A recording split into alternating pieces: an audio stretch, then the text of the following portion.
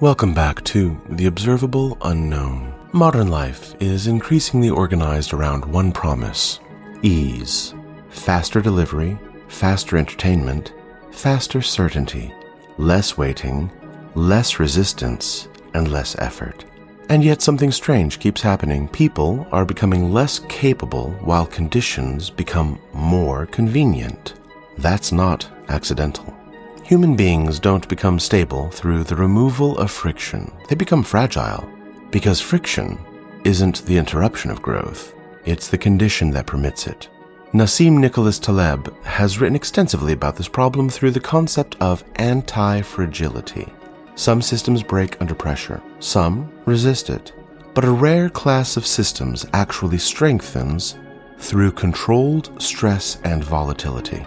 Bone responds to load. Muscle responds to resistance. Immune systems respond to exposure. Remove all challenge long enough and the organism weakens. This applies psychologically, too. A life engineered entirely around comfort slowly loses adaptive range. Minor inconveniences begin feeling catastrophic. Attention shortens, tolerance collapses, resilience deteriorates. Not because the person has become weak morally, not because the individual is lacking a code of ethics, but because the system has lost contact with productive resistance. At Florida State University, K. Anders Ericsson spent decades studying expertise and high performance. His work, later popularized and badly simplified into the 10,000-hour rule through Malcolm Gladwell's Outliers, repeatedly contradicted cultural fantasy.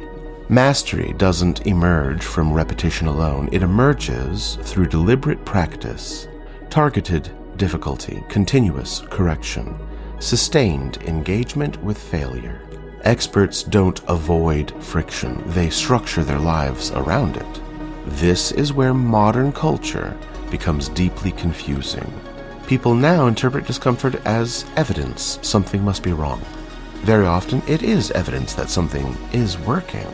Learning a language feels inefficient. Therapy feels destabilizing. Strength training feels exhausting. Discipline feels restrictive. Growth rarely announces itself pleasantly. This doesn't mean suffering is automatically meaningful. Some friction degrades systems rather than refining them. Humiliation, chronic chaos, unrelenting instability. These conditions don't strengthen organisms, they damage them. The distinction is a critical one. Productive friction stretches capacity. Destructive friction overwhelms it.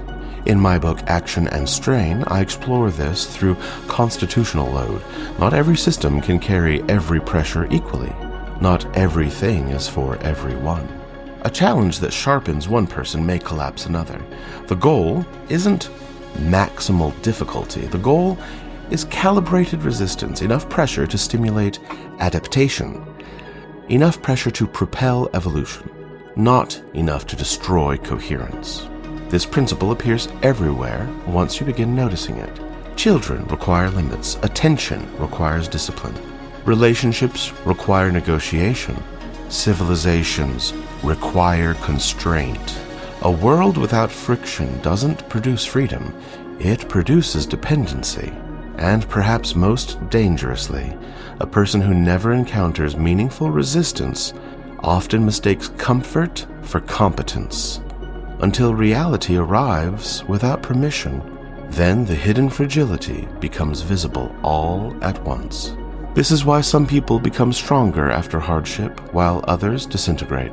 It's not suffering itself that determines the outcome. It's whether the system could metabolize the friction into structure. Friction isn't evidence life is failing. Very often, it's evidence life is shaping you into someone capable of carrying more than you could before. If this has meant something to you, convey that truth to others by leaving a rating and a review, not for performance, but for signal, so it finds who it's meant to find. Until next time, remember, you don't become what you feel. You become what you return to. And what you return to returns as you.